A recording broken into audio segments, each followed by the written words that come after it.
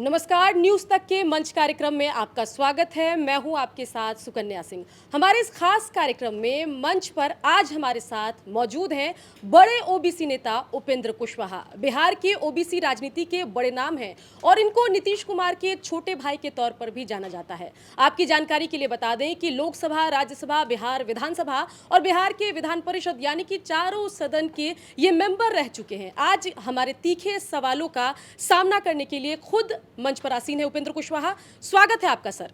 बहुत धन्यवाद।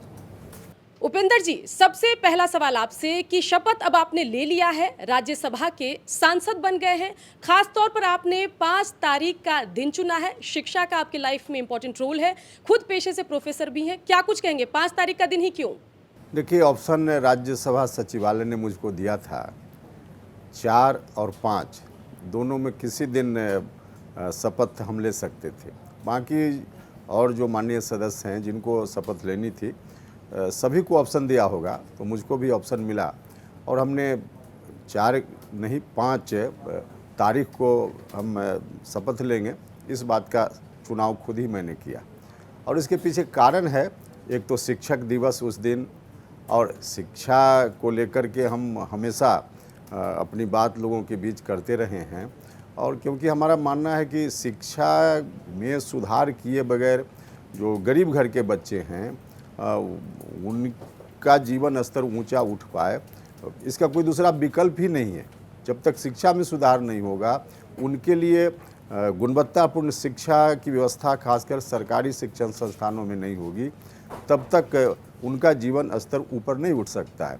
तो शिक्षा से मेरा विशेष लगाव रहा है, तो इसलिए शिक्षक दिवस का चुनाव। और साथ ही साथ सिर्फ शिक्षक दिवस ही हमारे पूर्व राष्ट्रपति जी राधाकृष्णन साहब की जयंती के अवसर पर सिर्फ 5 सितंबर शिक्षक दिवस ही नहीं है, बल्कि इसके साथ साथ बिहार के एक क्रांतिकारी नेता जिनको बिहार लेनिन के नाम से सभी लोग जानते हैं, उन्होंने शहादत उनकी हो गई थी 5 सितंबर को ही, तो उनकी शहादत का दिन भी हुआ था। तो इसलिए हमने 5 सितंबर चुनने का यही सब कारण था, हमने उसका चुनाव किया। और जगदेव बाबू का नाम जब हम ध्यान में लाते हैं तो उनकी जो विचारधारा थी, सामाजिक न्याय को कैसे आगे बढ़ाना है, तो इस बात की प्रेरणा कहीं ना कहीं मन में जागृत होती है। तो हमको लगा कि 5 सितंबर को हम अगर शपथ लेंगे तो निश्चित रूप से जो हमारा ध्येय है, जिन मुद्दों को हम जनता के सामने चाहे सड़क पर हो या सदन में पहले भी उठाते रहे हैं, इन मुद्दों की ओर कहीं ना कहीं एक इशारा जैसा होगा।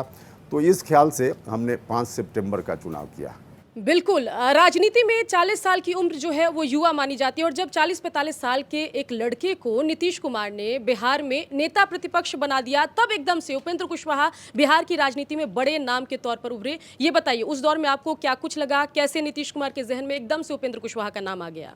देखिए, नीतीश जी के साथ एक तरह से कहिए कि मैंने राजनीति की शुरुआत की। जननायक कर्पूरी ठाकुर जी होते थे उन दिनों, जननायक कर्पूरी ठाकुर जी के सानिध्य में ही राजनीति में हम आए। वो एक लंबा इतिहास है क्यों आए, लेकिन उनके सानिध्य में आए। लेकिन बहुत कम दिन उनका सानिध्य मिल पाया। कुछ ही दिनों के बाद जननायक कर्पूरी ठाकुर हम लोगों के बीच से चले गए, तो नीतीश जी के साथ हम हो लिए। और तब से नीतीश जी के साथ हम लगातार, जो उनके संघर्ष का दिन था, उन दिनों में हम लगातार पूरे बिहार में घूम घूम कर लोगों के बीच अपनी बात पहुंचाते रहे। और अंत में जाकर 12-14 साल के बाद नीतीश कुमार जी सरकार में आए। तो उसी दौरान की घटना है, जब आप बता रही हैं कि नेता प्रतिपक्ष के रूप में नीतीश जी ने मुझको मौका दिया, तो स्वाभाविक रूप से जो संघर्ष हम कर रहे थे, लोगों के बीच घूम रहे थे और हम विधायक बन गए थे। बिहार में एक कंस्टिट्यूंसी जंदाहा विधानसभा क्षेत्र नाम से उस वक्त था, अब तो नहीं है, तो वहाँ से विधायक बन गए थे। तो एक तो सोशल समीकरण का भी उन्होंने ख्याल रखा, क्योंकि आप सब लोगों को मालूम होना चाहिए, लोग जानते ही हैं कि समता पार्टी की जब शुरुआत हुई थी तो लव कुश एक सामाजिक रूप से उसकी गोलबंदी की बात की जा रही थी। तो स्वाभाविक रूप से जब नीतीश जी को चुनना था कि किसी को मौका दिया जाए, तो उनको लगा उपेंद्र कुशवाहा को आगे लाएंगे तो जो जिस सामाजिक एकता को लाना चाहते थे, अपनी राजनीति का आधार बनाना चाहते थे, उसमें उनको बल मिल सकता था, ऐसा उनको लगा और वाकई बल मिला भी।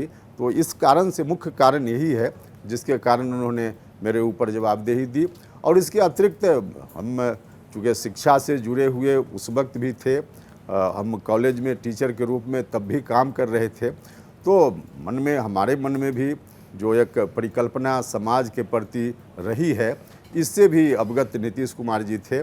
और एक अच्छा मैसेज बिहार में नेता प्रतिपक्ष बनाने के बाद उस वक्त गया, तो नीतीश जी को लगा होगा कि इनको बनाएंगे तो जो अभियान है उस अभियान में सफलता मिलेगी, तो इसलिए उन्होंने ऐसा किया।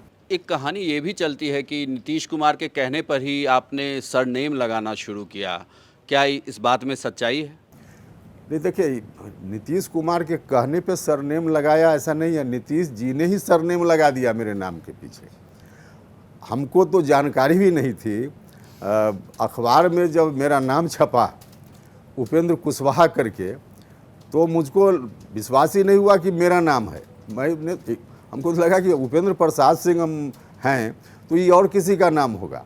और विषय था उस वक्त यूथ, उस वक्त जनता दल हुआ करता था, तो जनता दल में यूथ की कमेटी बनी थी और उस कमेटी में हम भी पदाधिकारी थे। तो उसी कमेटी की सूची घोषणा के उपरांत जो अखबार में, उस वक्त तो अखबार ही ज़्यादा चलता था, तो अखबार में दूसरे दिन जो सूची निकली, तो सूची हम भी पढ़ रहे थे, तो उसमें उपेंद्र कुशवाहा छपा हुआ था। तो मुझको लगा कि कोई और होगा। तो नीतीश जी से मुलाकात हुई घंटा 2 घंटा के बाद, तो बधाई दी उन्होंने। हमने कहा किस बात के लिए बधाई दे रहे हैं? तो अरे आप पदाधिकारी बन गए हैं ना। तो हमने कहा कि हम कहाँ पदाधिकारी बने हैं। उन्होंने कहा कि आप ही न है उपेंद्र कुशवाहा। तब मुझको जानकारी हुई कि उपेंद्र प्रसाद सिंह उपेंद्र कुशवाहा बना दिए गए हैं। तो नीतीश जी ने उनके कहने पर हमने जोड़ा नहीं, बल्कि उन्होंने खुद ही जोड़ दिया, जिसकी जानकारी भी मुझको बाद में हुई। चलिए, आपके और नीतीश कुमार के रिश्तों पर अगर कोई कहानी लिखने बैठे तो पूरी फिल्म बन जाएगी। वो बड़े भाई माने जाते हैं आप दोनों के रिश्ते में, और आपकी भूमिका छोटे भाई वाली है। जब भी झुनझुना और लॉलीपॉप दे देते हैं तो बिलख कर आप रोने लगते हैं, प्रेस कॉन्फ्रेंस कर देते हैं। अभी अगर वर्तमान स्थिति की बात करें तो अभी क्या रिश्ता है आपका नीतीश कुमार से? हमने देखा था कि राज्यसभा में MP बनने के लिए जब नॉमिनेशन फाइल करने के लिए आप लोग गए थे तो नीतीश कुमार भी साथ थे। अब क्या सब नॉर्मल हो गया, सब ठीक है? देखिए, नीतीश जी से व्यक्तिगत रिश्ता मेरा कभी खराब नहीं रहा है। आप ठीक बता रही है, बड़े भाई, हम हमेशा उनको दिल से मानते रहे हैं और काफ़ी कुछ राजनीति में उनसे सीखने का भी मुझको मौका मिला है और लंबे दिनों तक हमने काम भी उनके साथ किया ही है। तो हमेशा एक बड़ा भाई छोटा भाई का रिश्ता मैंने भी निभाया है और उन्होंने भी उस रूप में मुझको स्नेह हमेशा दिया है। हाँ, ठीक है कि कभी बड़ा भाई अगर से कोई शिकायत होती है तो आदमी हाथ पैर पटकता ही है, लेकिन इसका यह अर्थ नहीं है कि छोटा भाई के मन में कोई उस तरह का भाव आ गया हो। तो ऐसा नहीं है, एक अपनापन में ही हाथ पैर पटकने की बात हुई है जब भी, और उतना मेरा अधिकार है। किसी भी छोटे भाई का अधिकार होता है कि बड़ा भाई अगर थोड़ी कोताही करे तो छोटा भाई थोड़ा नखरा दिखाए, इसमें कोई ऐतराज़ किसी को नहीं होता है, परिवार में भी नहीं होता है। और नीतीश जी ने उसी रूप में हमेशा लिया कि कोई बहुत ऐतराज़ जैसा नहीं। हाँ, ठीक है, कभी हमने अपनी बात कही हो, मुझको लगा हो कि यह डिसीजन नीतीश कुमार जी का ठीक नहीं है, और बाद के दिनों में तो मुझको लगा कि मेरे लिए ठीक नहीं है, वो एक विषय है, लेकिन जनता के लिए, आम पब्लिक के लिए उनका डिसीजन सही नहीं है, तब भी हमने सवाल उठाने का काम किया है। तो इस कारण से उनसे कई बार रिश्ता उस रूप में बाहर जरूर दिखा होगा, लेकिन व्यक्तिगत रिश्ता हमेशा उनसे ठीक ठाक रहा है, आज भी है और आगे भी रहेगा। ठीक है, 2 साल वाला जो कार्यकाल है, इसको लॉलीपॉप कहें, झुनझुना कहें या आइसक्रीम कहें सर? देखिए, ऐसा लोग कहते हैं, लेकिन ऐसा कौन लोग कहते हैं? जिनको शायद पता नहीं हो, और पता भी हो तो जानबूझकर पता नहीं होने की नकल करते हों। उपेंद्र कुशवाहा तो लगभग 4 साल की सदस्यता राज्यसभा छोड़कर रिजाइन करके बाहर आ गया था ना।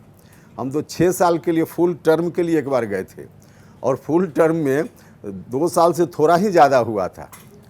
तो लगभग 4 साल की सदस्यता जो छोड़कर बाहर आ गया हो, विधान परिषद की सदस्यता अभी थी, उसमें भी लगभग 4 साल 3 साल से थोड़ा ज़्यादा अभी सदस्यता बची हुई थी, उसको छोड़कर जब हम बाहर आने वाले हैं तो हमारे लिए 2 साल और 4 साल का कोई मतलब नहीं है। हम वैसे तमाम लोगों को कहना चाहते हैं कि इसकी लंबाई मत देखिए, गहराई देखिए ना। तो गहराई देखिए, लंबाई देखिएगा तो परेशानी होगी। ठीक है, मेन मोटिव क्या कुछ रहेगा? सुप्रीम कोर्ट में कॉलेजियम सिस्टम पर आप सवाल उठाते रहे हैं, शिक्षा विभाग के विषय में भी आप बात रखते रहे हैं, लेकिन इन सब के बीच बिहार में स्वास्थ्य शिक्षक अनुदेशक हैं जो 8,000 की सैलरी पर सर काम कर रहे हैं। आपसे भी कई बार मुलाकात की है उन लोगों ने। इन तमाम मुद्दों पर बताइए क्या कुछ करेंगे, बिहार के लिए क्या करेंगे और अपने राज्यसभा कार्यकाल के दौरान किन मुद्दों को उठाएंगे? देखिए, यह बात सही है कि बिहार में विकास का काम नीतीश जी के रहते हुए बहुत कुछ हुआ है, लेकिन खास करके जो 2 विषय है जिसकी आप चर्चा कर रही हैं, शिक्षा और स्वास्थ्य, इस पर बहुत कुछ करना बाकी है। और खासकर जो गरीब घर के लोग हैं उनके लिए जब तक सरकार वहाँ नज़र नहीं आएगी मजबूती से शिक्षा में और स्वास्थ्य में, तब तक उनका भला नहीं हो सकता है। 2005 के पहले जो आरजेडी का शासन था, उस वक्त जो शिक्षा की स्थिति थी, उस वक्त जो स्वास्थ्य की स्थिति थी, उससे आज बेहतर स्थिति है, लेकिन जितनी अच्छी स्थिति होनी चाहिए उतनी अच्छी स्थिति आज भी नहीं है। इसको अब बोलने में कहीं कोई हिचक नहीं है। शिक्षा के क्षेत्र में बहुत कुछ करने की ज़रूरत है, स्वास्थ्य के क्षेत्र में बहुत कुछ करने की ज़रूरत है। और लोगों को मालूम होना चाहिए कि हम जब भारत सरकार में मंत्री थे, एनडीए में थे, उन दिनों शिक्षा सुधार को लेकर हम आंदोलन कर रहे थे पार्टी की ओर से।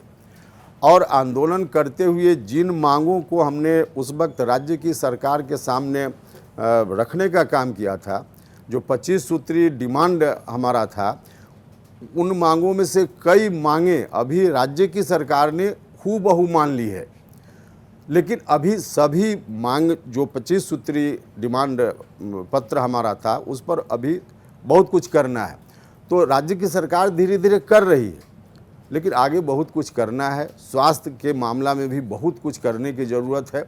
तो यह जो मुद्दा है, इन मुद्दों को लेकर हम पहले भी आंदोलन करते रहे हैं, हम सड़क पर भी आवाज़ उठाते रहे हैं, सदन में भी आवाज़ उठाते रहे हैं। तो इन मुद्दों को लेकर हम सदन में फिर आवाज़ उठाएंगे। और इसके साथ साथ कॉलेजियम सिस्टम की बात आपने की है। कॉलेजियम सिस्टम तो देश के लिए समझिए कि एक ब्लैक स्पॉट है।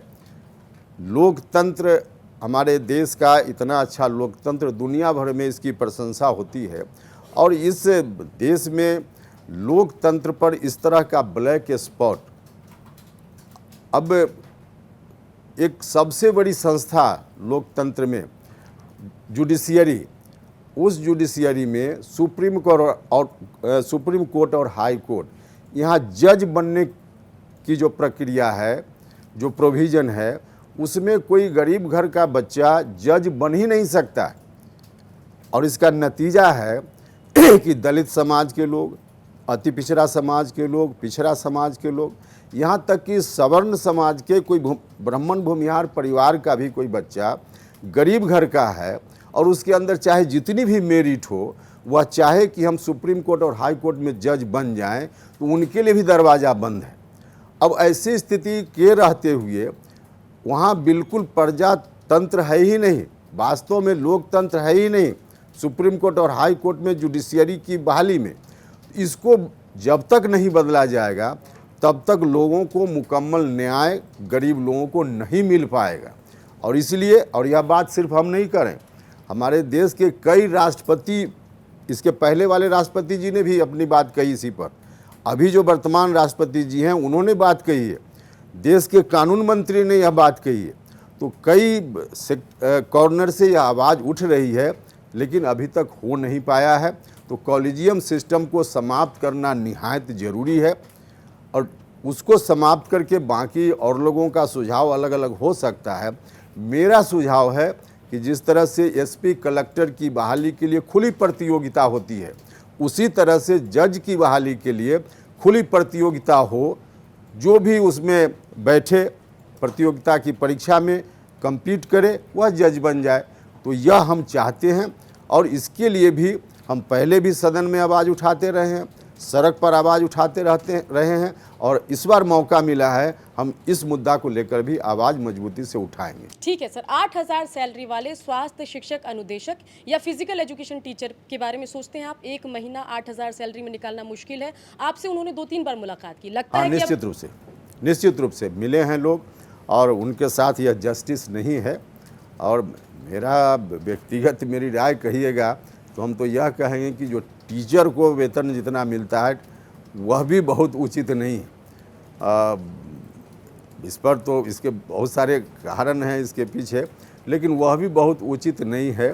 तो निश्चित रूप से जो आप बता रही हैं 8,000 में क्या होगा आजकल, तो बढ़ना ही चाहिए। तो सरकार गौर करेगी निश्चित रूप से।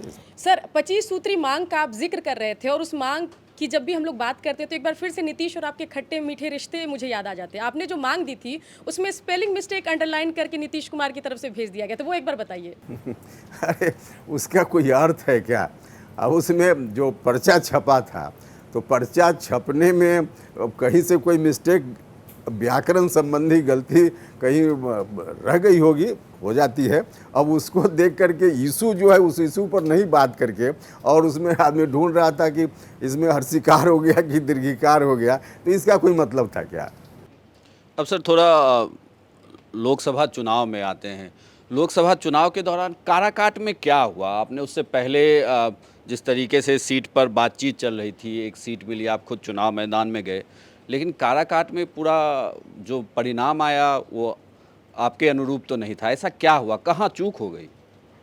नहीं, देखिए इस प्रश्न का उत्तर आप लोग जानते हैं। नहीं, आपने और आप ही सिर्फ नहीं जानते हैं, सब लोग जानते हैं। जिनको आप दिखाना चाहते हैं, सुनाना चाहते हैं, सभी लोग जानते हैं। तो इसलिए अब जिस प्रश्न का उत्तर सारे लोग जान ही रहे हैं, तो इस प्रश्न का उत्तर हमको क्या देना है? नहीं, इसके जवाब में मुझे याद है कि आप जब पहली बार लोकसभा चुनाव के बाद पटना से दिल्ली आ रहे थे, एयरपोर्ट पे यही सवाल आपसे पूछा पत्रकारों ने, तो आपने कहा कि सबको पता है कि मेरे साथ क्या हुआ, किसने किया और क्यों हुआ। अब ये तो हम चूँकि यहाँ से देख रहे हैं, पत्रकार हैं, वहाँ हमारे रिपोर्टर हैं, जो हमें मिल रही है जानकारी, उसके आधार पर हम लेकिन जो जनता है उसे भी तो जानना चाहिए ना कि काराकाट में क्या हुआ, क्योंकि उपेंद्र कुशवाहा कोई छोटे नेता नहीं है सर। इसलिए हमने कहा ना, जो उस वक्त हमने उत्तर दिया था वही उत्तर आज भी मेरा है। बड़ा शॉर्ट है, उसको थोड़ा विस्तार से आप बताइए। बात नहीं, क्या हुआ? सच क्या बता रहे हैं, लड़ाई में हम सच बता रहे हैं। काराकाट क्षेत्र के लोग, बिहार के लोग और बिहार से बाहर भी जो लोग जानना चाहते हैं, जिनको जानना चाहिए इस सवाल का उत्तर, सारे लोग जान रहे हैं। तो जो सभी लोग जान ही रहे हैं, तो इस सवाल का उत्तर हम दें इसकी कोई आवश्यकता नहीं है। यह बात हमने उस दिन भी कही थी और आज भी हम इस सवाल के जवाब में यही कहेंगे। तो क्या पवन सिंह की वजह से मुश्किल हुई? हमने कहा ना कि किस कारण से क्या हुआ इस सबको पता है। तो जब सबको पता है तो हम क्यों बोलें इस पर? पवन सिंह का नाम भी नहीं लेते, ऐसी क्या प्रॉब्लम है सर? नहीं, कभी गाना वगैरह सुनने की बात होगी तो जरूर नाम अभी भी पूरी लेने बात से होगी, क्यों नाम परहेज, एक बार भी आपने नाम पवन सिंह लेने नहीं से लिया। क्यों परहेज होगा किसी का? पूरा चुनाव आपने निकाल दिया, एक बार भी पवन सिंह पर कोई सीधा हमला नहीं, सिर्फ कहे बीजेपी देख लें। ये जो है आप साइंस के जो स्टूडेंट से विषय आर्ट्स जहाँ का जिसका सवाल पूछ होता है, रहे देखिए हैं। हमारी आदत है, हमको अगर खेल के मैदान में फुटबॉल मैच के उद्घाटन में ले जाइएगा चुनाव के समय भी, तो वहाँ हम फुटबॉल मैच की बात करेंगे, हम वहाँ वोट नहीं मांग पाएंगे। खुद मेरी आदत या मेरा स्वभाव उस तरह का है। तो जो विषय मुझसे संबंधित है उस पर हम बोलते हैं, जो विषय मुझसे संबंधित नहीं है उस पर हम नहीं बोलते हैं। तो उस वक्त हो या आज हो, जो सब्जेक्ट मेरे सिलेबस से, जो हम कॉलेज में टीचर भी हैं, तो हम सब्जेक्ट पर ही बात करते हैं, सिलेबस से बाहर की बात नहीं करते। अच्छा, उसमें एक और बात लोकसभा चुनाव के दौरान कही जा रही थी कि सर कि 2 चीज़ें हुई थी कि एक आपको लोकसभा का टिकट दिया गया था और एक एमएलसी की सीट भी मिली थी। तो उसे लेकर क्या अभी आगे कोई बातचीत है कि वो एमएलसी की सीट आपके पास है, या आप चूँकि अब राज्यसभा आ गए हैं तो अब इस बात को ख़त्म कर दी गई है? ये भी सवाल अक्सर हमें कमेंट बॉक्स में लोग पूछते हैं कि क्या सारे पोस्टों पर उपेंद्र कुशवाहा ही रहेंगे? नहीं, सारे पोस्ट का क्या मतलब? अभी तो जब से एनडीए फिर हम आए हैं, नई पार्टी हमने बनाई, तब से तो एक ही पोस्ट की बात हुई और एक चुनाव जो हुआ। देखिए, जो आप एमएलसी वाली बात कर रहे हैं ना, उस वक्त ट्वीट किया था जो प्रभारी हैं बिहार के, भारतीय जनता पार्टी के, उस वक्त उन्होंने ट्वीट किया था और उसमें लिखा ही हुआ था, उसको ठीक से अगर देखिएगा तो उसमें लिखा हुआ था कि एक लोकसभा और एक काउंसिल एमएलसी की सीट, और एमएलसी की seat which is vacant now, जो अभी खाली है, यही वर्ड यूज किया गया था, अभी खाली है, उसके लिए हुआ था कमिटमेंट। तो जो खाली सीट थी वो भर गई ना अभी 1 महीना पहले, और उसी वक्त राज्यसभा की भी वैकेंसी हो गई थी। तो जो बातचीत हुई उसके आधार पे वह जो कमिटमेंट था, आप लोगों को, जो लोग जानना चाहते हैं उनके लिए यही है कि राज्यसभा की जो बात हुई नई बात हो गई, तो उसके साथ ही वह जो कमिटमेंट था वह पूरा हो गया या ख़त्म हो गया, जो कहिए, लेकिन अब अंत हो गया उसका।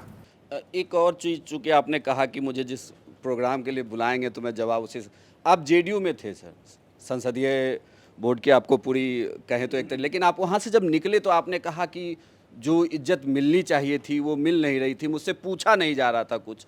आपको लगता है कि जेडीयू में अब पहली वाली बात नहीं रह गई है, या कुछ लोग ऐसे हैं कि जो अब जेडीयू पर नीतीश कुमार पर हावी हो रहे हैं, वो पीछे से जेडीयू को चला रहे हैं? क्या इस तरीके से कुछ जेडीयू के अंदर हो रहा है? अब देख लीजिए, अब दूसरी पार्टी का सवाल हमसे पूछ रहे हैं। नहीं, उस वक्त आप थे, हमने तो बस एक बात, दूसरी बात यह भी कि अब एनडीए में हम भी हैं, एनडीए में जेडीयू भी है, तो अब ऐसा सवाल मत पूछिए ना जिससे आप झगड़ा बढ़ा दीजिए, ऐसा सवाल मत पूछिए। अब झगड़ा जो है पहले था भी, उसको समाप्त कैसे हो, इस पर बात कीजिए। अब जेडीयू के बारे में हम क्या है अंदर नहीं है अंदर, उस पर टिप्पणी करने का क्या मतलब। सर, पता तो आपको सब है, केसी त्यागी के इस्तीफे पर भी आपने बड़ा बयान दिया कि जो चर्चाएं हैं उनमें दम है, बयान आपका वायरल हो रहा था सर केसी त्यागी पर। तो अंदर की बात तो आप जेडीयू में हो चाहे ना हो, पता आपको सब रहता है। अब हम कहाँ कह रहे हैं कि हमको पता नहीं है, पता तो है ही, लेकिन हमको कब बोलना चाहिए नहीं बोलना चाहिए, अब इस पर तो अब मुश्किल है। ठीक है, बिहार से आगे बढ़ते हैं। अगर हम जातीय सर्वे की बात करें तो पूरे देश में जातीय सर्वे की मांग हो रही है। राहुल गांधी ने 2024 के लोकसभा चुनाव में कहा कि अगर हमारी सरकार आएगी तो जातीय सर्वे करवाएंगे। आपकी क्या धारणा है, बिहार में हो गया, देश में कब होगा? नहीं, हमारी पार्टी की तो स्पष्ट मान्यता है, हम तो कहते ही हैं कि बिहार में जनगणना हुई, जातीय जनगणना देश में भी होनी चाहिए, हम लोग तो पहले ही से कहते रहे। और बिहार में देख लीजिए, बिहार की कोई भी पार्टी मना नहीं कर रही है, इवन बीजेपी भी बिहार की। जब बिहार विधानसभा से प्रस्ताव पारित हुआ था और एक बार माननीय मुख्यमंत्री जी के लीडरशिप में डेलीगेशन आकर प्रधानमंत्री जी से मिला था, उसमें भारतीय जनता पार्टी के लोग भी शामिल थे। तो बिहार की कोई भी पार्टी जातीय जनगणना से मना नहीं कर रही है, और सब कह रही है कि जातीय जनगणना हो, और सबने ऑफिशियल कहा, विधानसभा में प्रस्ताव पास करके कहा। तो सभी पार्टियों की बिहार में मान्यता है, सबका मानना है कि देश के स्तर पर होना चाहिए।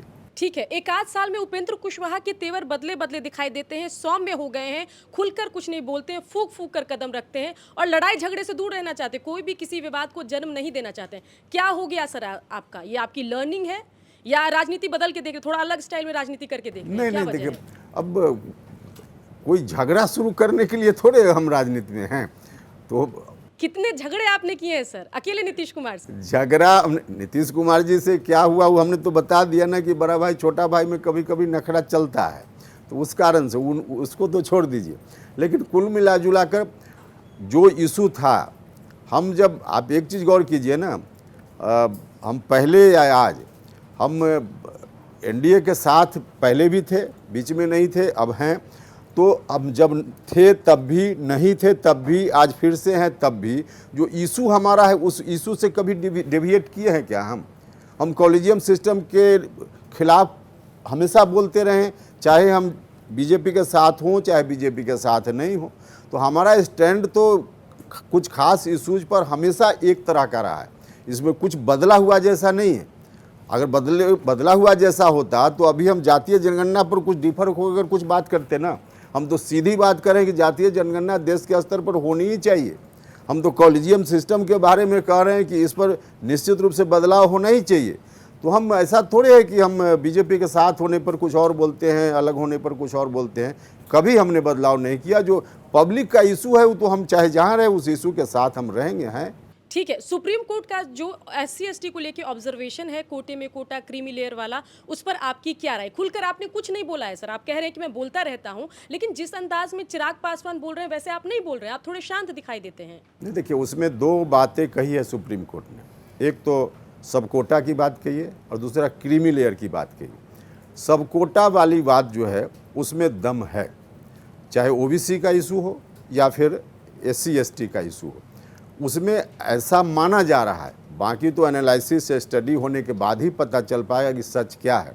ऐसा माना जा रहा है कि इस कैटेगरी में कुछ जातियां हैं जिन्होंने ज़्यादा लाभ ले लिया है और कुछ है जिनको लाभ नहीं मिल पाया है, तो लाभ उनको भी मिलना चाहिए। और इस दृष्टि से अगर सब कोटा बनाने की बात होती है तो उसमें कोई ऐतराज़ नहीं है, मुझको भी ऐतराज़ नहीं है, हमारी पार्टी को ऐतराज़ नहीं है। और आप सब लोगों को मालूम है, देश को लोगों को सबको मालूम है कि बिहार में यह काम जननायक कर्पूरी ठाकुर जी ने शुरुआती दिन से कर दिया था। जब बिहार में OBC के लिए रिजर्वेशन उन्होंने लाया था, उसी समय 2 ग्रुप बना दिया था, Annexure 1, Annexure 2। तो OBC में बिहार में बना हुआ है, देश के स्तर पर बने, इसके लिए यहाँ भी आयोग बना। अभी तक पता नहीं क्या हुआ उसको, रिसेंटली नहीं मालूम मुझको, लेकिन आयोग बना हुआ है, कुछ कर रहा है। तो ये SC/ST में भी अगर लगता है किसी स्टेट को एनालिसिस के बाद कि किसी खास जात ने ज़्यादा हिस्सा ले लिया और किसी को बिल्कुल नहीं मिला, इस दृष्टि से अगर सब कैटेगरी बनता है तो बनना चाहिए। हाँ, क्रीमी लेयर वाली बात जो है, यह बात SC/ST के रिजर्वेशन में अभी कहना बिल्कुल उचित नहीं है। और इस पर हम क्या, हमारे प्रधानमंत्री जी ने साफ साफ कह दिया है कि कोर्ट का जो कुछ भी कहना है उसको सरकार मान ले, कोई ज़रूरी नहीं है। और ज़रूरी नहीं है मतलब कि हम नहीं मानेंगे, हालांकि स्टेट का है, स्टेट को कहा है कि आप अपने स्टेट में जो डिसीजन लेना चाहिए ले सकते हैं, लेकिन क्रीमी लेयर का के बारे में कोर्ट का कहना उचित नहीं है, हम इससे डिफर करते हैं। ठीक है, वक्फ संशोधन बिल पर क्या कहेंगे? JPC में है फिलहाल, बोलिए। हाँ, वो JPC में है। अब JPC पूरा स्टडी करके क्या रिपोर्ट देगी और उसके बाद किस रूप में फिर आवेगा, तो उस रूप में, उस स्वरूप में आने दीजिए, तब की बात होगी ना। उपेंद्र कुशवाहा जी, बिहार में इतनी सारी पार्टियां पहले से ही हैं और जब गठबंधन भी होते हैं तो गठबंधन की पार्टियां पढ़ने में ही बहुत लंबा वक्त लगता है। अब प्रशांत किशोर 2 अक्टूबर को एक पार्टी लॉन्च कर रहे हैं, क्या आप संभावनाएं देखते हैं प्रशांत किशोर की बिहार की राजनीति में? नहीं, देखिए अभी पहले पार्टी आने तो दीजिए। नहीं, वो तो 2 साल तक सड़कें नापी उन्होंने और उनका दावा है कि मैं तो होमवर्क के बाद आ रहा हूँ पार्टी। पहले पार्टी आने दीजिए, बच्चा का जन्म होने दीजिए, उसके बाद ना उसके बारे में कोई जन्म पत्री लिखिएगा। अभी तो जन्म भी नहीं हुआ है, तो आने दीजिए पार्टी। इसका मतलब है कि आप संभावनाएं हैं इस बात? नहीं, हम अभी कुछ नहीं कर रहे, हम कह रहे हैं कि आने दीजिए, फिर उस पर देखेंगे कि क्या हो सकता है। प्रशांत किशोर बहुत लंबे समय से अब बिहार में हैं और देश की राजनीति में वो एक जाना माना नाम है। आपका प्रशांत किशोर के बारे में क्या सोचना है कि अभी तक जो उन्होंने पारी खेली कैंपेन डिज़ाइनर के तौर पे, रणनीतिकार के तौर पे, अब वो एक नेता बनने जा रहे हैं, तो प्रशांत किशोर को इतने दिनों से ऑब्जर्व करने के बाद आपकी क्या? बनने जा रहे हैं, पहले बनने दीजिए, फिर इस पर बात होगी। अभी बनने जा रहे हैं कि प्रोसेस में हैं, तो बन जाएंगे, उसके बाद पता चल पाएगा कि क्या उस पर होना है, नहीं होना है। तो एक चीज़ और, राहुल गांधी लगातार जातीय जनगणना की बात कर रहे हैं। आपने कहा कि बिहार की सभी पार्टियां उसके पक्ष में हैं, आप भी उसके पक्ष में हैं, लेकिन ज़्यादातर रीजनल पार्टीज़, लगभग सभी रीजनल पार्टीज़ जो हैं वो अपनी पॉलिटिक्स को, उनकी पॉलिटिक्स की जो ज़मीन है वो यही है, दलित, महादलित, पिछड़ा, अति पिछड़ा। अब कांग्रेस पार्टी के अंदर राहुल गांधी इसको अपना एजेंडा बना लिया है। आपको नहीं लगता है कि रीजनल पार्टीज़ के अस्तित्व पे ही खतरा हो जाएगा अगर कांग्रेस जैसी बड़ी पार्टी इस वोट पे अपना अधिकार कर लेगी तो? नहीं, कांग्रेस इस कोशिश में कभी सफल होने वाली नहीं है। कांग्रेस का पूरा जो इतिहास रहा है, आप देख लीजिए ना, अगर इसी इशू पर बात करते हैं तो कांग्रेस पार्टी ने तो हमेशा, जब आज़ादी के बाद से जो आयोग बना पिछड़ा वर्ग से रिलेटेड, पहले सबसे पहला आयोग बना, उसकी रिपोर्ट को रद्दी टोकरी में डाल दी। बाद में फिर कोई सरकार, दूसरी सरकार आई जिसने एक और आयोग बना दिया, उस आयोग की रिपोर्ट पर भी कांग्रेस ने कभी कोई एक्शन नहीं लिया। जब कांग्रेस से अलग हटकर कोई सरकार बनती है, BP सिंह जी प्रधानमंत्री बनते हैं, तब उस पर कुछ एक्शन होता है, डिसीजन होता है। बाद में चल कर के भारतीय जनता पार्टी या एनडीए की सरकार आती है, तब जा कर के कुछ ओबीसी के बारे में नई बात आती है। कांग्रेस ने तो कभी कुछ नहीं किया। तो कांग्रेस का तो इतिहास ही रहा है, वोट जरूर लेने के लिए, पहले इनको वोट मिलता ही था, खास करके एससी दलित वोट तो कांग्रेस का एकाधिकार होता ही था, लेकिन कांग्रेस पार्टी ने इन वर्गों के लिए कभी कुछ नहीं किया है, और ख़ास करके मन से बिल्कुल नहीं किया है। हाँ, कभी प्रेशर में या कभी लगा हो कि तत्काल लाभ मिलने वाला है तो इस दृष्टि से किया हो, अदरवाइज कांग्रेस ने तो हमेशा उपेक्षा ही की है जो ओबीसी समाज के लोग हैं या वंचित समाज के लोग हैं। तो कांग्रेस अभी बोल रही है, इस बात को लेकर के उनके ऊपर लोग भरोसा कर लेंगे और उनको वोट दे देंगे, फिलहाल यह संभव नहीं। लोकसभा चुनावों में तो एक भरोसा दिखाया ही है, लगभग डबल कर ली कांग्रेस नहीं, पार्टी ने उसका अपनी कारण सीटें। अलग अलग राज्य में अलग अलग कारण है, उसका मूल कारण यह नहीं है। अलग अलग राज्य में उन्होंने कर लिया, ठीक है, उनकी संख्या बढ़ गई है, तो अलग अलग राज्य में अलग अलग परिस्थिति, अलग अलग कारण, उसके चलते उनकी संख्या बढ़ी है, इस वजह से संख्या नहीं बढ़ी। अच्छा, एक सवाल और कि ये एनडीए सरकार को इन दिनों लोग यू टर्न लेने वाली सरकार के रूप में बहुत उसका कह रहे हैं कि यार ये मोदी जी की जो सरकार है, एनडीए की जो सरकार है, यू टर्न सरकार बन गई है। आपको क्या वजह लगती है कि अग्निवीर, लेटरल एंट्री, वक्फ बोर्ड संशोधन, मोदी जी जो अपने फर्म डिसीजंस के लिए जाने जाते थे, इन दिनों उनको अपनी हर चीज़ पे यू टर्न लेना पड़ रहा है? नहीं, यू टर्न लेने जैसी बात उस रूप में इसकी व्याख्या नहीं होनी चाहिए। देखिए, अगर किसी भी बात पर कोई डिसीजन और उस पर कभी कोई न सुने, कितना भी कुछ कहता है, परिवार में ही कोई गार्जियन कोई डिसीजन ले और परिवार के सभी लोग कुछ भी कहते रहे, वो बिल्कुल डटा रह जाए, तो उसको भी कुछ न कुछ संज्ञा दे देंगे लोग कि तानाशाह हो गया, क्या हो गया। और अगर परिवार के लोगों की बात सुन करके थोड़ा लचीला वाला रुख अपनाए, तब भी आरोप लगेगा कि यू टर्न लेने वाला हो गया। देखिए, लोग तो कुछ भी कीजिएगा तो कुछ कहेंगे, लोगों की बात तो छोड़ दीजिए। प्रधानमंत्री जी ने जो कुछ भी जब किया है, सोच समझ कर किया है, और उस तरह का डिसीजन, जिस डिसीजन पर उनको लगा कि देश के इंटरेस्ट में है यह डिसीजन, उस पर हमेशा अडिग रहे हैं। लेकिन कभी लगा, अब एक तो है कि गठबंधन की सरकार है, तो गठबंधन की सरकार में अलग अलग दल के लोग हैं, उनकी राय पर भी ध्यान तो देना ही पड़ेगा। तो इस ख्याल से अगर कभी उनको पुनर्विचार करना पड़ा, तो इसको लेकर के यू टर्न जैसा वर्ड यूज करना मुनासिब नहीं। आपको लगता है कि नीतीश कुमार जी इस वक्त चूंकि एक महत्वपूर्ण घटक दल हैं एनडीए सरकार का, तो उनके पास उनके पास ये ताकत है, ये पावर है, और उन्हें इसका इस्तेमाल करना चाहिए कि वो केंद्र से बिहार के उन अधिकारों को मांग सकें, और बिहार के उन स्पेशल स्टेट से लेके और तमाम जो बिहार के बारे में वो केंद्र से मांगते रहे हैं, तो ये उनके लिए इस वक्त ये परफेक्ट टाइम है नीतीश कुमार के लिए अपनी उस सौदेबाजी का। देखिए, एक तो है कि इस तरह की सौदेबाजी की ज़रूरत नहीं है। अभी जो सरकार है नरेंद्र मोदी जी के नेतृत्व में, खुद ही संवेदनशील सरकार है, और अभी आपने देखा जो बजट आया उसमें बिहार के लिए और आंध्रा के लिए, बिहार की ही बात करें तो सब लोगों ने सराहा है। कई दूसरे स्टेट के लोगों ने तो आरोप ही लगा दिया कि बिहार का बजट है, आंध्रा का बजट है, देश का बजट नहीं। तो बिहार के लिए बहुत कुछ प्रधानमंत्री जी ने खुद ही किया है। हाँ, लेकिन अगर आप नीतीश जी के तरफ से कह रहे हैं कि नीतीश जी इस ताकत में है कि कर सकते हैं, तो इस सवाल का उत्तर है कि हाँ, नीतीश जी को करना चाहिए। क्यों नहीं? अपने स्टेट के इंटरेस्ट में अगर लगे कि हम थोड़ा दबाव बनाएं और स्टेट के लिए बहुत कुछ हो सकता है, तो क्यों नहीं करना चाहिए? इसमें क्या बुराई है? करना ही चाहिए। जितनी चर्चा आपकी सीट की यानी कि काराकाट सीट की बिहार में हुई, उससे ज़्यादा चर्चा देश भर में अमेठी सीट की हो रही है। स्मृति ईरानी के साथ आपका काम करने का 2014 का अनुभव है। लोग कहते हैं कि स्मृति ईरानी बहुत रूड हो गई थी और इसी का उनको नुकसान हुआ। आपको क्या लगता है 2014 की स्मृति और 2024 की स्मृति में क्या अंतर था कि जो उन्होंने तेज दिखाया था 14 में अमेठी में, जो रिजल्ट दिया 19 में अमेठी में, 24 में बिल्कुल नतीजे अलग रहे? क्या लगता है सर, बताइए। देखिए, उतना तो हम अमेठी के बारे में मुझको नहीं स्मृति ईरानी के साथ काम किया। हाँ, स्मृति ईरानी जी, अब जो आदमी का स्वभाव सबका अलग अलग होता है ना, तो उनका है ही थोड़ा इस तरह का जो आप बता रही हैं, तो इस तरह का स्वभाव है ही। और किसी को भी सामने वाला को एकदम इस तरह से बोल देना, तो तब भी था और आज भी है। अब भले उसका नुकसान हो गया हो वहाँ उनको, मुझको नहीं मालूम, लेकिन उस तरह का स्वभाव तो है ही थोड़ा। तो 2014 में आप दोनों एक ही मिनिस्ट्री में काम कर रहे थे, वो कैबिनेट मिनिस्टर थी, आप गृह राज्य मंत्री थे ह्यूमन रिसोर्स डेवलपमेंट में। तो क्या अनुभव रहा आपका सर? देखिए, काम करने के अनुभव में मेरा इस मामला में कोई मतलब निगेटिव अनुभव नहीं है। कोऑपरेटिव हैं और हमने जो महसूस किया और काम हम सब लोग मिलजुल कर करते थे, उसमें कहीं कोई दिक्कत नहीं होती थी।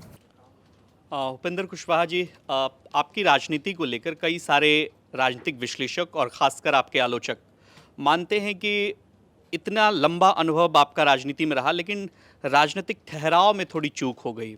उनको आप क्या कहेंगे? कई सारी पार्टियों का आपने गठन किया, कईयों के साथ रहे भी, और अब ये आरएलएम में एक आरएलएम को आपने फॉर्म किया है। ये इसके ठहराव के बारे में भी लोग जानना चाहते हैं, पूछते हैं, अक्सर ये सवाल आता है। देखिए, अनुभव से तो आदमी सीखता ही है, हर कोई को अपने अनुभव से सीखना चाहिए, इसमें कहीं कोई दिक्कत नहीं है। लेकिन एक चीज़, जो लोग भी इस तरह की बात करते हैं उनके लिए जब भी यह बात ठीक है कि हमने डिसीजन से लिए हैं और ठहराव की बात जो कर रहे हैं उसका थोड़ा अभाव रहा है, इसको हम स्वीकार करते हैं, लेकिन उसके पीछे का कारण जो रहा है उस पर जरा सा लोगों को गौर करना चाहिए। कई लोग हैं आज की राजनीति में जिन लोगों ने भी समय समय पर रास्ता बदला है, लेकिन उनका रास्ता बदलना और मेरा रास्ता बदलना दोनों में फ़र्क रहा है। फ़र्क यह है कि सामान्य तौर पे लोग संघर्ष करते हैं सड़क पे, और कभी सत्ता की ओर कुछ अगर मिलता हुआ दिखता है तो उधर लोग चले जाते हैं, तब बदलाव लोग करते हैं। मतलब संघर्ष से सत्ता के लिए बदलाव करते हैं, कुर्सी के लिए बदलाव करते हैं। और उपेंद्र कुशवाहा ने जब जब बदलाव किया है तो कुर्सी छोड़कर सड़क पर आया है। आप गौर कीजिएगा, हम राज्यसभा की सदस्यता छोड़कर आए थे, तब हम सदन में थे, छोड़कर सड़क पर आए थे। हम विधान परिषद की सदस्यता इस बार छोड़ करके सत्ता में थे और हम सड़क पर आए। हम भारत सरकार में मंत्री थे, तब हम छोड़ करके सड़क पर आए। तो हमने जब जब बदलाव किया, सत्ता से, कुर्सी से, जनता के बीच में, और बाकी और लोगों का सामान्य तौर पे जो होता है संघर्ष छोड़ करके सत्ता के लिए, कुर्सी के लिए बदलाव होता है। तो मेरा बदलाव और बाकी लोगों का बदलाव, इसमें अंतर है। लेकिन इस बात से हम सहमत हैं कि ठहराव की कमी का नुकसान मुझको हुआ है, जिसमें कोई दो राय नहीं। 2018 में जब आप प्रेस कॉन्फ्रेंस कर रहे थे सर, उसमें एक बहुत महत्वपूर्ण बातें आपने कही कि सामाजिक न्याय के एजेंडे को पीछे किया जा रहा है और देश में आरएसएस के एजेंडे को लागू किया जा रहा है, और आपने इस्तीफा दे दिया। चौंकाते हैं आप वाकई अपने राजनीतिक फैसले से, तब जब सत्ता के शिखर पर थी भारतीय जनता पार्टी, अकेले दम पर आप ये बड़ा फैसला लेते हैं। आपको लगता है कि दोबारा जब आपकी वापसी एनडीए में हुई है तो क्या आरएसएस के एजेंडे से भारतीय जनता पार्टी अलग जा रही है? क्योंकि आपका ही बयान था सर 2018। एक बार तो आप देश भर के लोगों को मालूम है, बिहार के लोगों को विशेष रूप से मालूम है कि विधानसभा के चुनाव के समय जो रिजर्वेशन पर आ गया था बयान आरएसएस की ओर से, तो उसका कितना नुकसान हुआ। लेकिन अब जो आरएसएस का भी बयान आया, अब इधर हाल के दिनों में जो आया है रिजर्वेशन के खिलाफ, कहीं अब बयान नहीं आया। तो अब जब रिजर्वेशन के पक्ष में लोग बोल रहे हैं तो हम क्यों नहीं उनके साथ सहमत हों, और जब रिजर्वेशन के खिलाफ बोल रहे थे तो हम क्या, बाकी लोग भी उनसे असहमति रखने लगे थे। तो जो हम चाहते हैं, जैसा सोसाइटी हम चाहते हैं, उस तरह की बात कोई करने लगे तो मुझको अच्छा लगेगा, और उससे अलग कोई बात करने लगे, मेरा निकट का भी कोई व्यक्ति, तो हमको बुरा लगेगा। यही अंतर रहा है, बाकी और कोई अंतर नहीं। एक और सवाल सर, जब सरकार बन रही थी महागठबंधन की, तब आप उसमें किंग मेकर की भूमिका में थे, अक्सर आप सामने आकर बयान देते थे। वो क्या माजरा था? आपने नीतीश जी को ऐसा क्या कहा था कि चलिए उस तरफ चलते हैं, और तेजस्वी यादव के साथ सरकार बन गई थी, फिर आपकी नाराज़गी भी धीरे धीरे सामने आई थी। क्या मामला क्या था सर? नीतीश जी महागठबंधन की ओर जो उस वक्त गए, उसमें आपकी भूमिका महत्वपूर्ण हाँ, थी। ठीक आप है, लगातार बयान दे रहे थे मीडिया में। बिल्कुल बिल्कुल बिल्कुल, हम उससे कहीं डिफर नहीं कर रहे हैं। आज भी हमसे भी जो बात हुई 1 to 1 भी नीतीश जी से उस समय, या उस समय की पार्टी के जो दूसरे लीडर, राष्ट्रीय अध्यक्ष वगैरह थे, तो सबसे जो बात हुई उसमें उस प्रस्ताव से हमने भी सहमति व्यक्त की थी कि महागठबंधन के साथ जाने का डिसीजन है तो ठीक है, कोई बात नहीं, चलना चाहिए। लेकिन किसके कहने पर गए, नीतीश जी ने खुद ही बाद में बयान दे दिया, बता दिया कि किसके कहने पर हम चले गए थे। कहने वाले में हम शामिल नहीं थे, लेकिन उस निर्णय से हम असहमत थे, ऐसा भी नहीं है, यह बात भी बिल्कुल सही है। बाद में असहमत क्यों हुए? असहमत हम तब हुए, देखिए सरकार में नीतीश जी गए, मुख्यमंत्री नीतीश कुमार जी के लीडरशिप में सरकार बनी, नीतीश जी मुख्यमंत्री वहाँ भी रहे, तो ऐसी स्थिति के रहते हुए तो हम सहमत थे ही। लेकिन महागठबंधन में जाने के कुछ दिन के बाद जो नीतीश जी बोलने लगे कि अब बिहार हम उनके हाथ में सौंपेंगे आगे, जिनके हाथ में बिहार 2005 के पहले बर्बाद था।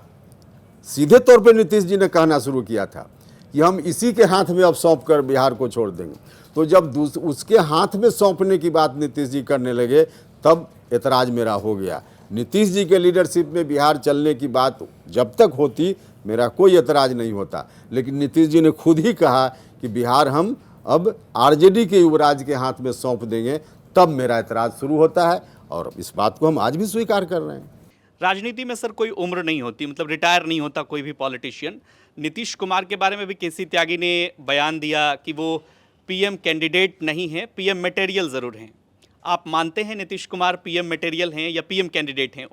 इस पर आपका क्या कहना? आखिरी सवाल। देखिए, हम तो पहला आदमी थे जेडीयू में जाने के बाद जिसने पहली बार जेडीयू में जब हम गए तो पहली बार हमने ही यह स्टेटमेंट दिया था कि नीतीश कुमार जी पीएम मटेरियल हैं, हमने ही कहा था। तो केसी त्यागी जी की बात से हम सहमत हैं, लेकिन पीएम मटेरियल, अब यहाँ आप लोग जितने लोग बैठे हुए हैं 2 दर्जन लोग, इसमें से भी बहुत सारे लोग हैं जो पीएम बनने की योग्यता रखते हैं। तो योग्यता रखना, उस योग्य होना अलग बात है, और इसका मतलब यह थोड़े हो गया कि यहाँ बैठे हुए जितने लोग पीएम या सीएम होने के लायक हैं, अब सब लोग जाके दावा कर रहे हैं अपने स्टेट में कि हमको मुख्यमंत्री बना दीजिए। दावा करना, अब जिस गठबंधन में जिस पार्टी में है वहाँ उस पोस्ट पे जाना, ये एक अलग विषय है, और योग्य होना अलग विषय है। तो नीतीश जी हैं, इसमें कहाँ कोई दो राय है। ठीक है, 2019 में सर एक नारा लगा था, बिहार का सीएम कैसा हो, उपेंद्र कुशवाहा जैसा हो। माना यह जाता है कि नीतीश कुमार को पीएम मटेरियल बता के आपकी नज़र बिहार की सीएम वाली कुर्सी पर थी। सीएम दावेदारी पर क्या कहेंगे? क्या उपेंद्र कुशवाहा कभी बिहार के सीएम बनते दिखाई देंगे? देखिए, हमने खुद कभी नारा नहीं लगाया कि बिहार का सीएम कैसा हो, उपेंद्र कुशवाहा जैसा। लोग लगाते थे उस वक्त, और आज भी लगाने वाले लगाते हैं। मैं बताती हूँ सर, 2020 के बिहार विधानसभा चुनाव में छोटा सा गठबंधन आपने बनाया था, उसमें एआईएमआईएम भी थी, अन्य दल भी थे, और उसके सीएम जो हैं दावेदार आप थे। हाँ, निश्चित रूप से। तो जो गठबंधन उस वक्त बना था, उस गठबंधन में जितनी पार्टियां थी सबने मिलकर मुझको प्रोजेक्ट किया था, तो उसमें क्या दिक्कत है? आप योग्य मानते हैं खुद को? अभी आपने बहुत अच्छा डेफिनेशन दिया, योग्य होना और बन जाना फर्क है, तो आप योग्य हैं? नहीं, बनेंगे, योग्यता की बात खुद से नहीं की जाती है। अब आपको लोग देखेंगे आज तक पर, बिहार तक पर, तो लोग ना डिसाइड करेंगे कि आप एंकरिंग कितना अच्छा कर रही हैं। खुद से कहना कि हम एंकरिंग बहुत अच्छा करें, हम योग्य हैं, ऐसा नहीं होता है ना। ठीक है, राहुल गांधी के जाति पर एक टिप्पणी हुई थी सदन के अंदर अनुराग ठाकुर के द्वारा, क्या लगा आपको? ठीक है, गलत है? देखिए, हम तो जनरल बोलते रहे हैं कि राजनीति में आप किसी पार्टी में रहिए, कहीं रहिए, भाषा की मर्यादा होनी चाहिए, कितना बोलना चाहिए, विरोधी के खिलाफ भी बोलना है तो एक मर्यादित भाषा में बोलना चाहिए, कितनी दूरी तक बोलना चाहिए, ये हर व्यक्ति पर लागू होता है, और हर आदमी को उसी सीमा में बात करनी चाहिए, वो कोई भी व्यक्ति हो। उपेंद्र कुशवाहा जी, मेरा नाम ऋषिराज है। पहला तो यही सवाल बतौर बिहारी करना चाहूँगा आपसे कि राजनीति तो ठीक है, लेकिन आपको नहीं लगता है कि बिहार की सियासत, जब आप महाराष्ट्र की सियासत होते देखते हैं, मध्य प्रदेश की सियासत देखते हैं, गुजरात की सियासत देखते हैं, तो उससे बहुत पीछे खड़ी है बिहार की सियासत, और बिहार को गर्त में ढकेलने में आप कितना भी जिक्र करिए एक दौर का, लेकिन बिहार उसके बाद भी बहुत किसी मुकम्मल जगह पर तो नहीं पहुंचा बीते 20-22 साल के शासन में। तो बतौर बिहारी जब हम लोग बाहर निकलते हैं और जब देखते हैं लोगों को ट्रेन में धक्के खाकर लौटते हुए देखना, एक नेता नहीं मिलता है जो खड़े होकर ये बात कहे कि भाई हमारे लोगों को क्यों लाठी मारा जाता है स्टेशन पर, क्यों उन्हें बाथरूम में बैठ कर आने को मजबूर होना पड़ता है पर्व त्यौहार पर, क्यों एक्स्ट्रा ट्रेनें नहीं चलाई जाती हैं, राज्य की सरकार क्यों नहीं किराए पर ट्रेनें लेकर चला लेती है अपने लोगों के लिए। तो क्या लगता है ये कब बदलेगा? हम धक्का खाना बंद कब करेंगे, हम गाली खाना कब बंद करेंगे? देखिए, दो बात है। एक तो माफ़ कीजिएगा, हम लोग खुद हीन भावना से ग्रसित होते हैं। हम कंपेरिजन क्यों करते हैं? महाराष्ट्र में क्या राजनीति में होता है हम लोग नहीं देख रहे हैं क्या? स्टेट तो डेवलप है और ना सर, ठीक है, infrastructure स्टेट to का everything। डेवलपमेंट होना चाहिए। डेवलपमेंट के मामला में थोड़ा कंपेरिजन करें तो कोई हर्ज भी नहीं है। लेकिन आप सबअर्बन ट्रेन में चढ़ कर देख लीजिए तो महाराष्ट्र में कि किस स्थिति में वहाँ लोग धक्का खाकर ट्रेन में चलते हैं। तो ऐसा नहीं है कि बिहार के लोग ही बस के छतों पर चलते हैं। आप दिल्ली एयरपोर्ट पर उतरिए ना, और उतरने के बाद जो बस में ठूस के चढ़ा देता है, वो बिहार है क्या? हम बिहार के लोग अपने को उस रूप में हीन भावना से ग्रसित होकर मत देखें। हाँ, कुछ मानक है जिस मानक पर बिहार निश्चित रूप से विकास के मामला में पीछे है, इसमें कहाँ कोई दो राय है। और आगे होना चाहिए, बढ़ना चाहिए, बिहार का विकास होना चाहिए। जो डेवलप्ड स्टेट्स हैं उनके मुकाबले बिहार को आगे जाना चाहिए, यह ठीक है। और इसके लिए सिर्फ हम या कोई सिर्फ यह कहे कि पॉलिटिकल लोग या राजनीति करने वाले लोग ही दोषी हैं, ऐसा नहीं है। इसमें गिरावट आई है तो समाज के सभी सेक्टर के लोगों की ओर से गड़बड़ी हुई। आज स्कूल की बात हम करते हैं। स्कूल में जिस वक्त हम लोग पढ़ते थे, विद्यार्थी होते थे, भले स्कूल में उस वक्त छत नहीं हुआ करती थी, हम लोग खुद अपनी चटाई और बोरा लेकर जाते थे, बैठते थे, लेकिन पढ़ाई आज से बहुत अच्छी होती थी उस वक्त। इसको स्वीकार करने में कहाँ कोई दिक्कत है। लेकिन उस वक्त समाज के लोग भी स्कूल में एक तरह से कहिए कि तमाम तरह की व्यवस्था सोसाइटी करता था। आज एक चापाकल खराब हो जाए स्कूल का, नट अगर गिर जाए तो इंतज़ार गांव के लोग करते हैं कि मुखिया जी आएंगे, बीडीओ साहब आएंगे, तब चापाकल में पानी आएगा। पहले ऐसा नहीं होता था। स्कूल की छत बरसात में चूने लगती थी तो हम लोग के पिताजी और बाकी गांव के लोग मिलकर उसकी मरम्मत कराते थे। सोसाइटी ने भी अपने दायित्वों का निर्वहन छोड़ दिया है। सोसाइटी को भी आगे आना पड़ेगा। आज हर स्कूल में सरकार ने व्यवस्था कर दी है, वहाँ कमेटी बनी हुई है, शिक्षा समिति बनी हुई है। शिक्षा समिति में कौन लोग हैं? जो बच्चे पढ़ते हैं उनके माता पिता उसमें हैं। लेकिन एक दिन लोग स्कूल की मीटिंग में जाएंगे क्या? नहीं करते हैं। पंचायती राज संस्थाओं को यह अधिकार दिया गया है, लोग नहीं कर पाते हैं। देखिए, जब से बन गया, कानून बन गया बच्चों के लिए फ्री और अनिवार्य शिक्षा 6 साल से 14 साल बच्चों को देना ही है सरकार को, तब से जो एक्ट है उसको आप डिटेल अगर पढ़ लीजिए, उसको ही 100% इम्प्लीमेंट कर दिया जाए तो शिक्षा की व्यवस्था बिल्कुल दुरुस्त हो जाएगी। लेकिन इम्प्लीमेंट नहीं हो रहा है तो उसके लिए समाज के लोग दोषी नहीं हैं क्या? सभी दोषी हैं। ऐसा कह के हम यह नहीं कह रहे कि पॉलिटिकल लोग दोषी नहीं हैं। पॉलिटिकल लोग तो दोषी हैं ही। और शिक्षा की व्यवस्था में गड़बड़ी हुई है तो कोई आज की सरकार के ऊपर नहीं, 1980 के आसपास से यह व्यवस्था हुई। आज की सरकार ने तो बहुत सारा डिसीजन लिया है, जिस डिसीजन का परिणाम अब हो रहा है। शिक्षा व्यवस्था में अब बहुत कुछ सुधार की बात हुई है और हो रही है। मेरे कहने का मतलब है कि सब लोगों को मिलकर सोचना चाहिए। और कहीं अगर बिहार के मामले में एक बिहारीपन का भाव हम लोगों के अंदर होना ही चाहिए, हम जहाँ भी रहे।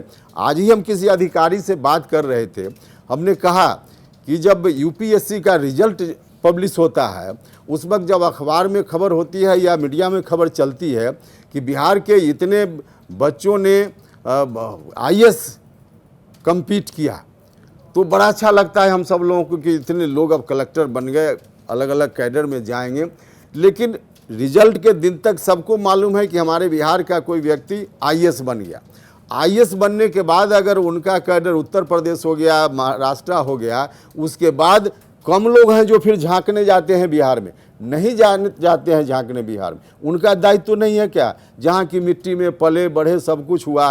अब आप जब अफसर बन गए, बड़े अफसर बन गए, कौन डिपार्टमेंट है भारत की सरकार में जिसमें की पोस्ट पर बिहार के लोग आईएएस अधिकारी लोग नहीं बैठे हुए हैं? तो देश भर का काम मंत्री से ज़्यादा दायित्व उनका होता है। व्यवहार में हम बात कर रहे हैं, मंत्री डिसीजन कुछ भी लेता है, पॉलिसी मैटर, इम्प्लीमेंट कौन करता है? और इम्प्लीमेंट करने वाले बिहार के लोग सब जगह बैठे हुए हैं। तो हर अलग अलग जो उसका फैक्टर है, अलग अलग चीज़ें हैं, उस पर ध्यान देना पड़ेगा और सब लोगों को अपने ऊपर इस दायित्व को लेना पड़ेगा। सर, बहुत बेबाकी से आपने इस बात का जवाब दिया, अच्छा लगा। तो मैं इसी बेबाकी से चाहूँगा कि आप मुझे आज के दौर के बिहार के सियासत के 5 पसंदीदा अपने चेहरे बताइए। अब लीजिए, ये सब सवाल क्यों पूछ रहे हैं? नहीं, कोई तो पसंद होगा। उपेंद्र भाई तो कुशवाहा के अलावा पाँच- कोई तो पसंद होगा। 5 बोल देंगे तो छठा आदमी तो फिर हमसे तो होने दीजिए, अरे आपको इस होने बात की क्यों? थोड़ी चिंता है। नहीं, चिंता नहीं हो, तब चिंता नहीं हो जब इस बात से कोई फायदा हो ना हो। अब 5 हम नाम ले लें, इससे फायदा तो कुछ नहीं है, घाटा मेरा हो जाएगा। अच्छा, एक अगर idea- फायदा होना हो तो हम रिस्क ले सकते अच्छा, हैं। एक तो बता दीजिए कम से कम। आपको अभी देखते हैं जब बिहार की सियासत अपने आप को अलग करके, तो एक वो चेहरा कौन सा पसंद है? देखिए, हम तो 5 में एतराज कर रहे थे, अब तो 1 पर ले आए, ये तो और मुश्किल काम है।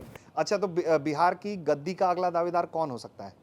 जनता जिसको बना दे, लेकिन अभी एनडीए में सब लोगों ने कहा है, जिस बात से मेरी भी सहमति है, कि नीतीश कुमार जी हैं, रहेंगे। ठीक है, एक आखिरी सवाल सर मेरे तरफ से है। डिजिटल प्लेटफॉर्म्स पर इस तरह की बहुत बातचीत होती है आरक्षण को लेकर। तो आरक्षण को लेकर जब बातचीत होती है, तो अब जो लोग आरक्षण विरोधी गुट है, डिजिटल मीडिया इन्फ्लुएंसर्स हो गए जो स्वर्ण वर्ग से आते हैं, जो आरक्षण के खिलाफ अपनी बात रखते हैं, अब वो इस तरह की बातें करने लगे हैं कि जो लोग आरक्षण से, उन्हें आरक्षण मिले पढ़ाई में, सरकारी नौकरियों में आरक्षण ना मिले। अगर मिल रहा है उन्हें सरकारी नौकरी में आरक्षण, तो उनके नाम और नेम प्लेट के आगे ये लगाना चाहिए कि ये आरक्षण कोटे से आए हैं। इस तरह के राय पर को जब आप सुन रहे हैं, तो आपकी क्या प्रतिक्रिया है? नहीं, इसका कोई मतलब नहीं है। अब आरक्षण जो लोग भी विरोध कर रहे हैं, देखिए गांव में अभी भी जाइए ना, बिहार के गांव में, आपका घर बिहार है, या हमको लगता है बिहार से बाहर भी दूसरे स्टेट में भी चले जाइए, आप 100 गांव देखिए, और वहाँ खास करके जहाँ के बारे में आपको बिल्कुल पता नहीं हो, मतलब कोई महाराष्ट्र के किसी आदमी को ले आइए और बिहार का 100 गांव उसको दिखाइए, और उसके हाथ में क्वेश्चनर दे दीजिए, और घर देख करके, टोला देख करके वो लिखे कि ओबीसी का है, दलित का है, या सवर्ण जात के लोगों का है। 100 गांव अगर वो लिखेगा, तो उसमें से अगर उसने लिख दिया कि 100 गांव में से 60 गांव जिसको हमने देखा है या दलित का है, हो सकता है 5-10 अपवाद हो जाए, बाकी 40 उसका सही हो जाएगा। मतलब देख करके पहचाना जा सकता है कि दलित का कौन टोला है और बाकी लोगों का कौन घर है।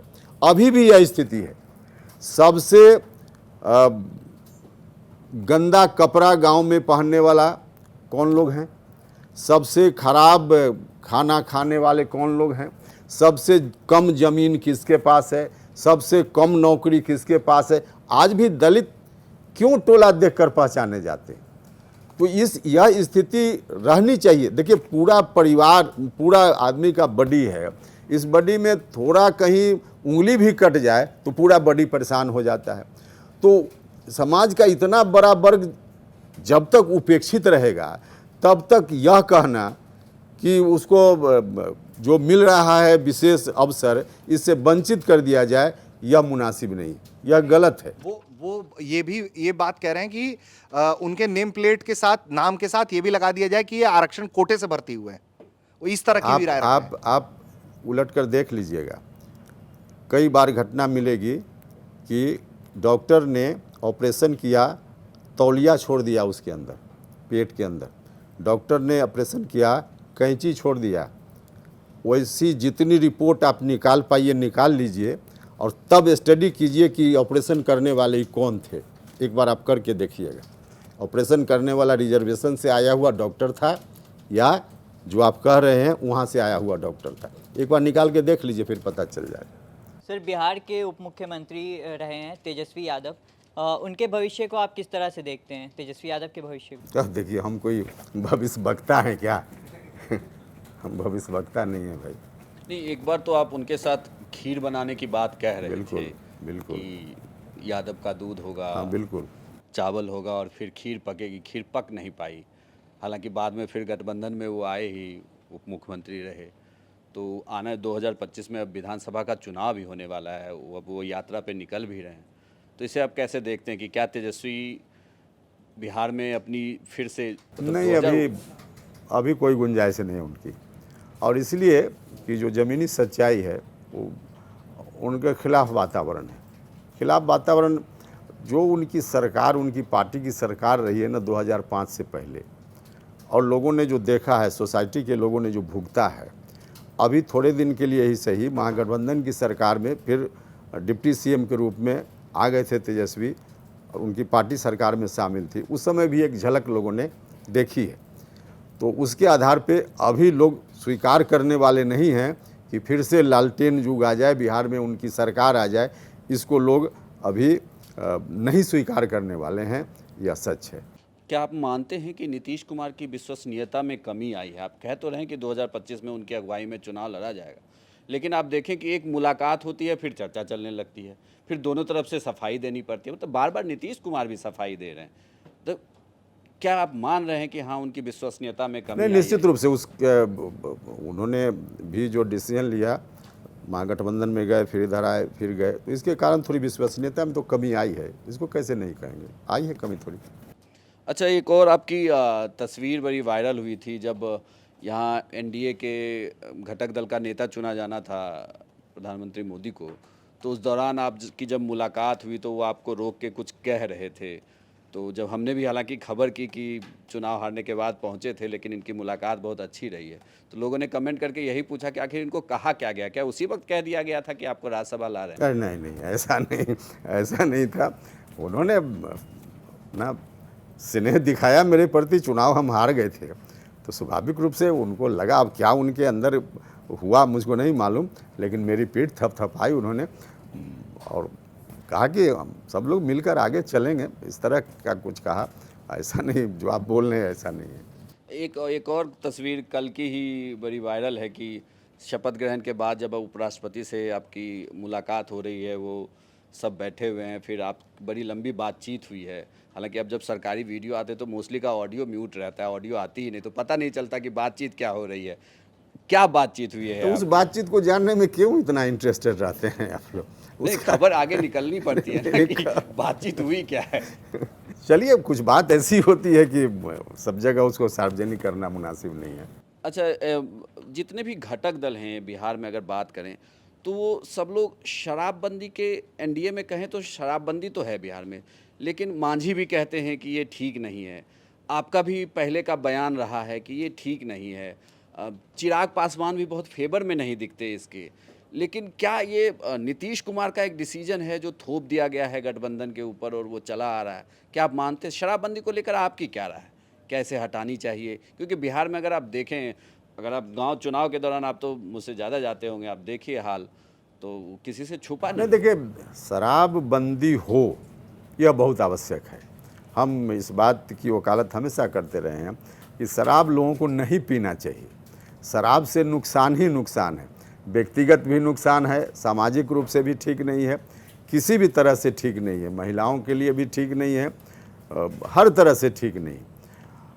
लेकिन हर चीज़ कानून ही करे और कानून पर ही हम पूरा इतना भरोसा कर लें कि कानून बन जाए और सारी चीज़ें दुरुस्त हो जाएंगी, यह नहीं हो सकता है। और यही कारण है कि बिहार में कानून तो ठीक ठाक है, इम्प्लीमेंटेशन के लेवल पे थोड़ी कमी है, जिसके चलते जिस मजबूती से लागू होना चाहिए लागू नहीं हो पा रहा है। लेकिन शराब बंद होना चाहिए, शराब नहीं रहे ये ज़्यादा अच्छी स्थिति है। अब उसके चलते हम कहें कि नहीं, शराब ओपन कर देना चाहिए, कानून समाप्त कर देना चाहिए, यह मुनासिब नहीं। हाँ, कानून कैसे इम्प्लीमेंट हो ठीक से, इस पर ज़रूर गौर किया जाना चाहिए। और ठीक से इम्प्लीमेंट नहीं होने का परिणाम है कि जिस रूप में लागू करना चाहते हैं लागू भी नहीं है, उस रूप में लागू नहीं है। फ़ायदा बहुत है, शराब बंद बहुत है, लेकिन 100% बंद है ऐसा हम भी नहीं कह रहे हैं। तो यही स्थिति है, लेकिन शराब तो बंद होना ही चाहिए। ठीक है, लोग कह रहे हैं कि 2025 में बिहार का विधानसभा चुनाव होना है, लेकिन चर्चा है कि पहले हो जाएगा, 24 में भी हो सकता है। इन चर्चाओं पर आपकी क्या राय है? नहीं, मेरी समझ से इन चर्चाओं में दम नहीं है। और अब पहले का भी क्या मतलब है? देख लीजिए, अब तो सितंबर महीना बीत रहा है, आगे का महीना आएगा तो पर्व त्यौहार का महीना है, अक्टूबर नवंबर, तो साल तो ऐसे ही ख़त्म होने वाला है। और उसके बाद अक्टूबर ड्यू है, नवंबर अक्टूबर ड्यू है, तो पहले भी होता है तो फरवरी मार्च ज़्यादा से ज़्यादा पहले, तो ये 4 महीना 3 महीना पहले करने का कोई मतलब नहीं होगा। इसलिए पहले होना होता तो अब तक अगर घोषणा हो गई होती तो ठीक था, अदरवाइज अब पहले का क्या मतलब है। तो हमको लगता है कि इन चर्चाओं में कोई दम नहीं है, ऐसे ही लोग बोलते हैं। 2019 के लोकसभा चुनाव में आप दूसरे गठबंधन की तरफ थे, यूपीए की तरफ थे, और उसके बाद 20 में आपने अपना छोटा गठबंधन बनाया, उसके बाद आप जेडीयू में गए और अब आप फिर से एनडीए का हिस्सा हैं। ऐसा लगता है कि तेजस्वी यादव की सीएम दावेदारी से आपको दिक्कत है, इसीलिए 2020 में महागठबंधन में आपकी बात नहीं बन पाई, और जेडीयू में जब नीतीश कुमार ने सीएम जो फ्यूचर जो अपना जेडीयू का भविष्य जो है तेजस्वी यादव को, माफ कीजिएगा, महागठबंधन का फ्यूचर जो है तेजस्वी यादव को बता दिया, तो उस बात से आप बड़ा परेशान हो गए थे, कहते कि भाई ये बात ठीक नहीं है। तो तेजस्वी यादव से इतनी दिक्कत क्या है और उनका इतना विरोध करने के पीछे वजह क्या है? नहीं, अब ठीक बोल रहे हैं, हमने तो ऐतराज़ किया ही था। अब महागठबंधन में जब हम थे, हमारी पार्टी जब शामिल थी 2019 में, तब लोकसभा का चुनाव था, स्टेट का इलेक्शन नहीं था, वहाँ कोई सीएम का इलेक्शन नहीं था, पीएम का इलेक्शन था। तब हम जब सीएम वाली बात आने लगी, मतलब विधानसभा चुनाव, तब उनसे अब अलग हो गए। और उस वक्त भी हमने कहा था कि जो लीडरशिप की बात उस समय का महागठबंधन कर रहा है, उस पर मेरा ऐतराज़ है। और फिर नीतीश जी ने भी जब वह बात की तो वहाँ से हमारा ऐतराज़ शुरू हुआ। देखिए, हम जो बोल रहे हैं, जनता नहीं चाहती है, अभी जन आकांक्षा के विपरीत हम राजनीति नहीं कर सकते। जन आकांक्षा है कि अभी आरजेडी के ऊपर जनता भरोसा नहीं करने वाली है, और तेजस्वी यादव आरजेडी की क्योंकि नेता हैं, आरजेडी को कुछ भी ताकत मिलने का मतलब है कि तेजस्वी को ताकत मिलना, तो इसको पब्लिक नहीं चाहती है ऐसा, इसलिए हम ऐतराज़ करते हैं। ठीक है, तेजस्वी यादव 10 लाख नौकरी की बात करते हैं, तेजस्वी यादव को लेकर युवाओं में एक चार्म है, लेकिन उपेंद्र कुशवाहा को तेजस्वी यादव से क्या प्रॉब्लम है, क्या लग रहा है? परिवारवाद की उपज है, ये दिक्कत है आपको? 9वीं तक पढ़े हैं, ये दिक्कत है? दिक्कत क्या है? अब देखिए, नहीं, दिक्कत है कि 2005 के पहले उनकी पार्टी की सरकार के रहते हुए जो बिहार की स्थिति हो गई थी, और उसी तरह की स्थिति की थोड़ी झलक मिली फिर से महागठबंधन के रूप में अभी जब तेजस्वी यादव जी की पार्टी शामिल हो गई थी। तो इस कारण से बिहार की जो दुर्दशा इनकी सरकार के रहते हुए उस वक्त दिखी, जिसको लोगों ने भुगता है, बिहार के लोगों ने, तो इस कारण से लोग नहीं चाहते हैं कि उनके साथ हम जाएं। तो मेरा भी ऐतराज़ इसी कारण से है, जब लोगों की आकांक्षा उनके खिलाफ है, लोगों की इच्छा उनके खिलाफ है, तो हम लोगों की इच्छा से बाहर नहीं जा सकते। 2020 में सबसे बड़ी पार्टी बन के उभर गए और आप कहते हैं कि जनता उनको पसंद नहीं करती है। देखिए, बड़ी पार्टी बन के उभरने का कई कारण था। जनता पसंद बहुत करने लगी थी, ऐसा नहीं था, अलग कारण था। कुछ पॉलिटिकल सिचुएशन इस तरह से बन गया, वोट का डिवीज़न कुछ इस तरह से हो गया कि उनके लोग थोड़ा ज़्यादा जीत कर आ गए, वरना कोई जनता की पसंद के कारण आ गए हों, ऐसा नहीं। ठीक है, काराकाट सीट के नाम पर और पवन सिंह के वहां उतरने से कहा जाता है कि आपको कांटों का ताज मिल गया। चलिए, पुरानी बातें भूलते हैं। 2025 के बिहार विधानसभा चुनाव में उपेंद्र कुशवाहा की एनडीए से सीट शेयरिंग में एक्सपेक्टेशन क्या है? अभी तो यहाँ थोड़ी चर्चा होगी उसकी चर्चा यहाँ तो नहीं होगी। चर्चा तो जिस टेबल पर बैठकर बात होनी है वहाँ चर्चा होगी ना। तो चर्चा अभी शुरू नहीं हुई है, बातचीत शुरू नहीं हुई है, क्योंकि बीजेपी तो हमेशा चुनावी मोड में होती है। चुनावी मोड में तो हम लोग भी आ ही गए हैं, लेकिन चुनावी मोड का मतलब थोड़े है कि हम गठबंधन में हमारी पार्टी की उम्मीदवारी कहाँ होगी वहीं हम चुनावी मोड में हो, ऐसा नहीं है ना। महागठबंधन के सभी उम्मीदवार के लिए, कोई भी पार्टी जो गठबंधन में है, आपकी एनडीए के लिए कोई भी पार्टी जो गठबंधन में है, तो किसी भी पार्टी का उम्मीदवार हो तो 243 जगह एनडीए के लोग कैसे जीतें, इसके लिए ना हम सब लोग मिलकर प्रयास करते हैं और करना चाहिए, कर रहे हैं। तो चुनावी मोड में तो हम लोग भी हैं, लेकिन सिर्फ अपने उम्मीदवार के लिए थोड़े हैं, एनडीए के सभी घटक दल के सभी के लिए हैं। ठीक है, उपेंद्र कुशवाहा जी, आप हमेशा कहते हैं कि साइंस के स्टूडेंट से आर्ट्स का सवाल मत पूछिए जब दूसरों के बारे में कुछ पूछा जाता है। चलिए ये बता दीजिए, उपेंद्र कुशवाहा के इतने लंबे राजनीतिक करियर में 3 बड़ी गलती क्या थी? देखिए, गलती ढूंढने का काम तो आप लोग प्रोफेसर करते साहब का है, आप प्रोफेसर हैं सर। गलती बताइए अपनी, दूसरों की निकालना आसान है, अपनी बताइए। नहीं, इस पर आप लोग ज़्यादा बेटर बता सकते हैं कहाँ कहाँ गलती। अभी तो चर्चा कर ही रहे थे कि आप राजनीतिक सफ़र में ठहराव का अभाव रहा है, तो एक गलती तो बता ही रहे हैं, और हमने थोड़ी सहमति भी व्यक्त की कि इसको हम स्वीकार करते हैं। उसी तरह से और गलती आप लोग बताइएगा तो उसमें हाँ ना बोल देंगे हम। चलिए, तो हमारे इस मंच कार्यक्रम में आने के लिए उपेंद्र जी आपका बहुत बहुत शुक्रिया। बड़ी शालीनता से आपने सभी कठिन सवालों का जवाब भी दिया और इस चर्चा में जुड़ने के लिए आपका बहुत बहुत शुक्रिया सर। चलिए, थैंक यू।